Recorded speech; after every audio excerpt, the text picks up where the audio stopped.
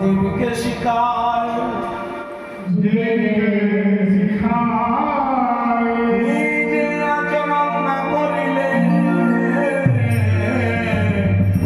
শিখানো না যায়।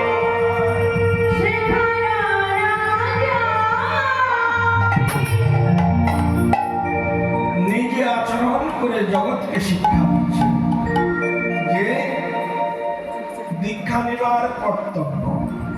এখন জগতে আমরা হরিভজনের জন্য দীক্ষা নিই বা না নিই, দীক্ষা অনেক প্রকারে নেই। কিরকম? আমার পাশের বাড়ির লোক বলেছে, তুই দীক্ষা নিলি না, তোর হাতের জল শুদ্ধ না, তাই তুই দীক্ষা নিবি। হ্যাঁ, হাতের জল শুদ্ধ করতে দীক্ষা নিতে হয়। একবার নাম নিলেই হাতের জল শুদ্ধ হয়, তার জন্য দীক্ষার দরকার। একবার নাম নিলে যত পাপ করে, জীবের সাধ্য নাই তত পাপ করে, দীক্ষার কি প্রয়োজন? না, দীক্ষা নিতে। দীক্ষা মানে কি?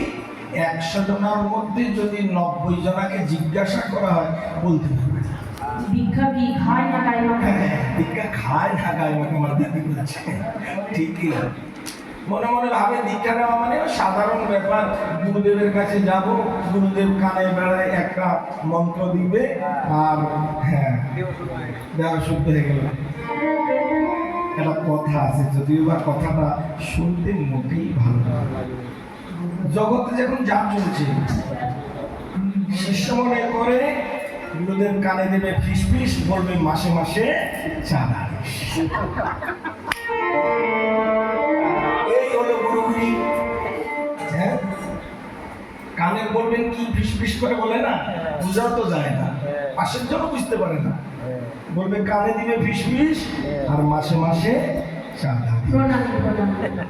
ওইটা আমি বললাম না, চাঁদাই বললাম। যাই হোক, এটা দীক্ষার প্রসেস না।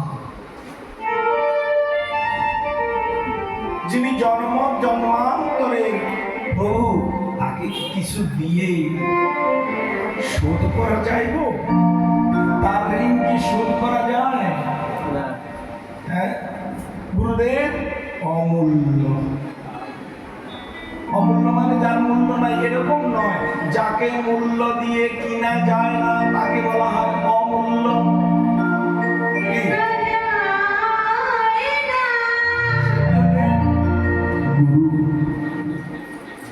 যিনি আমাকে কৃপা করার জন্য বারবার জগতে আসে, তাকে কি মূল্য দিয়ে কিনব?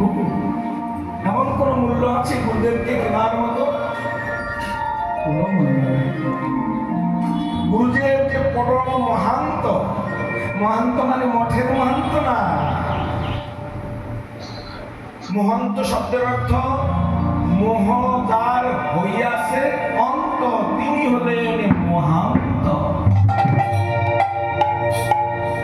তবে আমার মতো মহান্ত নয়, আমার মোহের অন্ত হলে মহাদিন উত্তরোত্তর আরো বাড়ছে। সাধারণ সংসার জীবের কি বলা আছে? 50 আনাং ঊর্ধ্বং বনং ব্রজেত। আর 50 বছর বয়সে এখন আমি কেউ বিয়েও করে। 60 বছরে বলছি, আরো বৃদ্ধি পায় তার সংসার বাসনা, মনে যাবে তো ঠাকুরের কথা। হ্যাঁ, বয়স বাড়লে মোহ কোনোদিন কমে না, মোহ বাড়তেই থাকে। আমি আমার করেছি, ছেলের করবো, ছেলের করেছি তো নাতি করবো। মোহের অবসান ঘটে না। হ্যাঁ, যদি বলে এখন না পরে নি, ওই পর যে আর জীবনে নাও তো আসতে পারি। তাই মহাপ্রভু নিজে গুরু হয়ে আবার জগতে গুরু করলেন। কাকে? ঈশ্বরপুরীকে গুরু করলেন। নিজে আচরণ ধর্ম জীবকে শিখা, নিজে আচরণ না করলে শিখানো না যায়।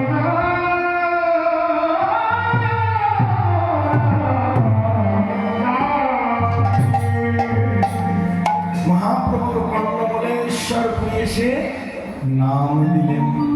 নাম যে দিল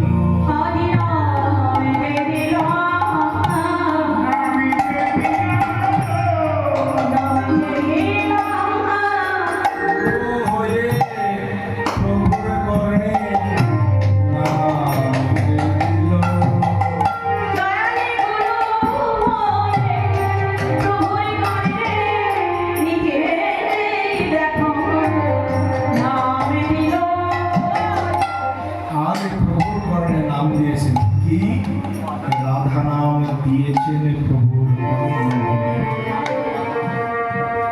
যে রাধা নাম দিয়েছেন, নাম তো অনেক প্রকার হয়, তাই না? আপনারা দীক্ষা বলেই জানেন, দীক্ষাটাকেও এক প্রকারের নাম বলা হয়। অনেকে বলে না, তুমি নাম নিয়েছো, নাম মানে দীক্ষাকে আরেক প্রকার নাম বলা হয়। তো নাম অনেক প্রকার হয়। কিরকম নাম? একটি হলো 16 নাম 32 অক্ষর, এটি হলেন মহামন্ত্র নাম। আরেকটি কৃষ্ণ মন্ত্রের কৃষ্ণ নাম, রাধা মন্ত্রের রাধা নাম, গৌর মন্ত্রের গৌর নাম, নিত্যানন্দ মন্ত্রের নিত্যানন্দের নাম, অদ্বৈত মন্ত্রের অদ্বৈত নাম, আর বলতে পারবো না, আর অনেক আছে। আজকে তো মা গান হচ্ছে না, আজকে অন্য কিছু হচ্ছে। মহাপ্রভু কৃপা করে হয়তো তার কথা শুনতে চাইছেন। এইদিকে ঘড়ির কাঁটা কিন্তু মানছে না, সে কিন্তু এগিয়েই চলছে। একবারও আমাদের কথা ভাবছে না যে আসতে চলে বেলা অনেক হয়ে যাচ্ছে, আর এদিকে আমি এগোতে পারছি না। মহাপ্রভু রাধা নাম নিয়েছেন, রাধা নাম নিয়ে রাধা নামে বিভোর হয়ে গেছে। রাধা নামে বিভোর হয়ে সন্ন্যাস গ্রহণ করে আর নীলাচল